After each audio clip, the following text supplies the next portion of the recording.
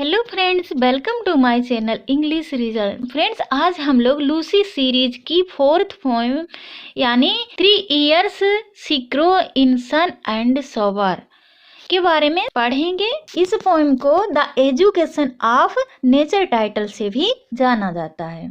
Lucy poem की series में अब तक हम लोग 3 पोएम कंप्लीट कर चुके हैं और आज हम लोग fourth poem 3 years she grew in sun and shower का अध्ययन करेंगे। ये पोएम वर्ड्सवर्थ का कलेक्शन लिरिकल बैलेड के सेकेंड एडिशन यानी कि 1800 में प्रकाशित हुई है। ये पोएम 42 लाइन्स की है और इसमें 7 स्टेंजा है और प्रत्येक स्टेंजा 6 लाइन का है। फ्रेंड्स, अब तक हम लोगों ने पढ़ा है कि जो स्ट्रेंज फिट्स ऑफ पैशन पहली पोएम ये भी 4 लाइन का स्टेंजा था और दूसरी भी पोएम क्या थी, 4 लाइन स्टेंजा की थी और तीसरी पोएम भी 4 लाइन स्टेंजा यानी कि बैलेड फॉर्म में लिखी गई। लेकिन जो चौथी पोएम है ये 6 लाइन स्टेंजा में लिखी गई है। फिफ्थ पोएम ये भी क्या है, बैलेड फॉर्म में। केवल यही चौथी पोएम है वो 6 लाइन स्टेंजा में लिखी गई है और बाद में की 4 पोएम वो 4 लाइन स्टेंजा यानी कि बैलेड फॉर्म में लिखी गई है। 3 years she grew in sun and shower, इसके प्रत्येक स्टेंजा की जो राइम स्कीम है वो A B C C D है। इस पोएम में पोएट ने नेचर को पर्सोनिफाई किया है और उन्होंने नेचर को एक शिक्षक या एजुकेटर तथा मदर के रूप में रिप्रेजेंट किया है। पोएट ने नेचर को एक बेस्ट टीचर बताया है तथा कहा है कि नेचर से बेहतर और कोई व्यक्ति किसी की अच्छी परवरिश नहीं कर सकता है। इस पोएम में पोएट ने दिखाया है कि नेचर ने एक 3 साल की बच्ची की परवरिश की जिम्मेदारी ली है और नेचर ही उसकी परवरिश करेगी और नेचर ही उसको सही शिक्षा और उसका शारीरिक विकास करेगी। तो फ्रेंड्स, अब हम लोग पोएम को लाइन बाय लाइन समझते हैं। 3 years she grew in sun and sober, then nature said, a lovelier flower on earth was never sown। 3 साल तक लूसी वो धूप और बारिश में बड़ी हुई, बिना बाधाओं के धूप और बारिश में प्रकृति में वो पली। उसके बाद देन आफ्टर, उसके बाद नेचर से, उसके बाद प्रकृति ने कहा, क्या कहा कि a lovelier flower on earth was never sown, कि इतना सुंदर फ्लावर, यहाँ पर फ्लावर का मीनिंग है क्रेचर, प्राणी, कि इतना सुंदर प्राणी ऑन एर्थ, इस पृथ्वी पर, इस संसार में, वाज नेवर सोन, सोन यानी कि बर्न होना, वर, कि इतना सुंदर प्राणी इस धरती पर पहले कभी जन्म नहीं लिया। यहाँ पर पोएट ने प्रकृति को पर्सोनिफाई किया है। प्रकृति, नेचर सेड, तो इसमें क्या है, फिगर ऑफ पर्सोनिफिकेशन है, क्योंकि यहाँ पर प्रकृति को पोएट ने पर्सोनिफाई किया है। आगे नेचर कहती है कि this child I to myself will take, इस चाइल्ड को, इस सुंदर सी बच्ची को, इस फ्लावर को मैं क्या करूंगी, मैं गोद लूंगी, मैं अपने बच्चे की तरह इसकी परवरिश करूंगी। She shall be mine and I will make a lady of my own, और मैं इसे अपने जैसा बनाऊंगी, इसे अपने जैसी लेडी बनाऊंगी। नेक्स्ट स्टेंजा, आगे नेचर कहती है कि myself will to my darling be both law and impulse, कहती है कि मैं स्वयं बनूंगी टू माई डार्लिंग, अपनी प्रिय बच्ची के लिए, मैं इस बच्ची के लिए बनूंगी, क्या बनूंगी, बोथ लव एंड इम्पल्स, उसको ऑर्डर दूंगी, डिसिप्लिन में रहना सिखाऊंगी, उसे लव यानी कि ऑर्डर और डिसिप्लिन में रहना सिखाऊंगी, और इम्पल्स यानी कि उसको भावनाएं, फीलिंग, इमोशंस भी प्रदान करूंगी, उसको लोगों के प्रति फीलिंग भी दूंगी, उसको इमोशंस भी सिखाऊंगी और साथ ही साथ उसको कानून यानी कि ऑर्डर और डिसिप्लिन में रहना भी सिखाऊंगी। And with me the girl in rock and plain, in earth and heaven, in glade and bower, shall feel an overseeing power to kindle or restrain. तो यहाँ पर नेचर कहती कि मैं उसे स्वतंत्रता प्रदान करूंगी, किसकी, घूमने की, वो जहाँ कहीं भी जाएगी उसको मैं स्वतंत्रता दूंगी। कहाँ जाएगी, वो कहाँ घूमेगी, इन रॉक्स में, चट्टानों पर, मैदानों में, इन अर्थ, पृथ्वी पर, हेवन में, वो इन ग्लेड्स, खुले मैदानों में, एंड वॉबस, उन कुंजों में, उन जंगलों में, वो जहाँ कहीं भी घूमेगी उसको स्वतंत्रता मिलेगी। उसे स्वतंत्रता प्रदान करूंगी, लेकिन विद मी, वो किसके साथ घूमेगी? हमारी निगरानी में घूमेगी। सेल फील एंड ओवरसीइंग, और इन सब में वो क्या? ओवरसीइंग पावर, वो उस पावर को पहचानेगी जो उसका ऑब्जर्वेशन कर रहे हैं। टू किंडल, और वो पावर फील करेगी जो उसको प्रज्वलित करेगी। किंडल यानी कि प्रज्वलित करेगी, और वो पावर उसको प्रज्वलित करेगी। और रेस्ट्रेन, रेस्ट्रेन उसको संयम भी प्रदान करेगी, उसे संयम देगी और उसके अंदर इमोशंस या किंडल्स भी देगी। Next stanza. She shall be sportive as the fawn that wild with glee across the lawn, or up the mountain springs. तो यहाँ पर पोइट कहता है कि जो लूसी होगी वो इतनी फुर्तीली होगी जैसे कि एक मेमना होता है, फॉन होता है। फॉन यानी कि 1 साल से छोटा हिरन का बच्चा जो बहुत ही फुर्तीला होता है, वो इतनी खुशी में, that wild with Glee across, वो खुशी में इतनी तेज दौड़ता है, वो लॉन में दौड़ता रहता है, इधर उधर दौड़ता रहता है। और अप द माउंटेन स्प्रिंग, और वो पर्वतों पर भी रनिंग करता रहता है, दौड़ता रहता है।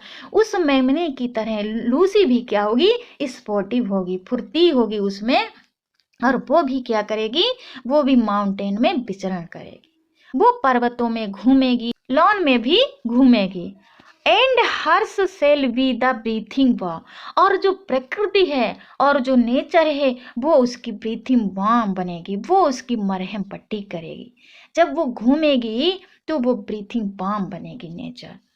And hers the silence and calm of mute insensate things, mute insensate things यानी कि इनएनिमेट ऑब्जेक्ट्स ऑफ नेचर, या निर्जीव वस्तुएं। वो निर्जीव वस्तुओं से वो क्या सीखेगी? साइलेंस से सीखेगी, वो शांत रहना सीखेगी, पीस, काम सीखेगी। Next stanza. The floating clouds their state shall lend, जो क्लाउड्स, उन क्लाउड्स से वो क्या सीखे? जो बादल, जो क्या है? स्टेटलीनेस, बहुत ही शान शौकत से या भव्यता से जो क्या है? तैरते रहते हैं, बहुत ही अपनी गरिमा के साथ तैरते रहते हैं आसमान में। से लैंड, वो उसे प्रदान करेंगे। वो बादलों से सीखेगी, क्या सीखेगी? डिग्निटी, कि किस तरीके से चला जाता है, वो उन बादलों से डिग्निटी सीखेगी। For her the willow bend, bend यानी कि झुकना। बिलो इंग्लिश ट्री, जो इंग्लिश ट्री होते हैं उनमें से सबसे सुंदर जो ट्री होता है वो बिलो का ट्री होता है। उस बिलो के ट्री से वो क्या सीखेगी? वो झुकना सीखेगी। जैसा कि आप मैप में देख रहे हैं कितना सुंदर पेड़ है, और यही पेड़ उसे क्या सिखाएगा? उसे नम्रता और विनम्रता सिखाएगा। और इसी पेड़ से वो नम्रता और विनम्रता सीखेगी, वो झुकना सीखेगी। नार सेल सी फेल टू सी, और वो कभी फेल नहीं होगी, वो कभी असफल नहीं होगी। Even in the emotions of the storm, जब भी कभी उसके अंदर इमोशंस का या भावनाओं का जो तूफान आएगा तो वो कभी विचलित नहीं होगी। Grace that shall mould the maiden's form by silent sympathy, और प्रकृति उसे शांत सिंपैथी के द्वारा वो उसे एक मैडन या कुंवारी लड़की की तरह उसको सुंदरता प्रदान करेगी, ग्रेस देगी, ग्रेस प्रदान करेगी, सुंदरता प्रदान करेगी। Next stanza. The stars of midnight shall be dear to her, अर्ध रात्रि के जो टिमटिमाते हुए तारे उसको बहुत प्रिय होंगे। वो अर्थात वो अर्ध रात्रि के तारों को देखेगी, उनसे उनको देखकर वो खुशी महसूस करेगी। And she shall lean her ear in many a secret place where rivulets dance their wayward round, wayward यानी कि स्वच्छंदता या मनमौजी या अपने मन से। In many a secret place, बहुत से रहस्यमय स्थानों पर जहाँ से जो झरने जो कल कल की ध्वनि से साउंड करते रहते हैं, अपनी मनमोहनी कल कल ध्वनि से जो साउंड करते रहते हैं, वो साउंड को वो क्या करेगी? वो बहुत ही ध्यान से सुनेगी, उसको समझेगी। And beauty born of murmuring sound shall pass into her face, और उन झरनों की जो कलकल करती हुई मर्मरिंग सी साउंड धीरे धीरे से आती हुई वो सुंदर सी साउंड वो उस लूसी के चेहरे को सुंदरता प्रदान करे। Next stanza. And vital feeling of delight. Vital feeling यानी कि प्रकृति वो उसको फीलिंग खुशी की भावनाएं देगी, जो वाइटल होंगी, जो इंथुजियास्टिक होंगी, वो जो बहुत ही इनर्जेटिक होंगी। वाइटल यानी कि इनर्जेटिक होंगी, जो प्रकृति उसे फीलिंग्स देगी, खुशी की जो भावनाएं देगी वो बहुत ही इनर्जेटिक होंगी। Shall rear her form to stately heights. और प्रकृति उसे उसका पालन, रियर यहाँ पे पालन पोषण करेगी, उसका रियर फॉर्म उसको तैयार करेगी टू स्टेटली हाइट, बहुत ही अच्छे तरीके से उसके परवरिश करेगी। हर वर्जिन बोसम स्वेल। अब लूसी जो है वो बड़ी हो गई है और उसका जो बच्चा है वो भी क्या है, स्वेल करने लगा है। वो एक मैडन के रूप में या कुंवारी कन्या के रूप में बड़ी हो चुकी है। Such thoughts to Lucy I will give, where she and I together live here in this happy dale. Dale यानी कि वैली या घाटी, और swell फूलना। तो यहाँ पर जो प्रकृति है वो कह रही कि ऐसे विचार मैं लूसी को दूंगी। आई विल गिव, मैं दूंगी। और कब दूंगी? Where she and I together live here in this happy day. प्रकृति कह रही है कि मैं उस लूसी को ऐसे थॉट्स, ऐसे विचार मैं उसे तब प्रदान करूंगी जब वो मेरे साथ उस प्रसन्न वैली में साथ रह रही होगी। जब मेरे साथ रहेगी तब मैं उसे ऐसे विचार दूंगी, ऐसे थॉट्स दूंगी, ऐसे थॉट्स प्रदान करूंगी। Next stanza. 10 nature spake. और इस प्रकार नेचर ने कहा द वर्क वॉज डन, कि मैं उसका काम कंप्लीट हो गया है। अब यहाँ पर जो पोएट है वो बहुत ही दुखी है, वो अपने दुख को व्यक्त करता है। वो क्या कहता है कि how soon my Lucy's race was run, कि मेरी लूसी की जो जीवन यात्रा है, अभी प्रकृति ने अपना पूरा काम फिनिश ही किया था कि मेरी जो लूसी है उसकी जीवन यात्रा वो कंप्लीट हो गई। कितनी जल्दी उसकी जीवन यात्रा कंप्लीट हो गई, अर्थात उसकी युवावस्था में ही मृत्यु हो गई। सी डेड, वो अब मर गई है। एंड लेफ्ट टू मी, और पोइट को अकेला छोड़ के चली गई। पोइट बहुत निराश है।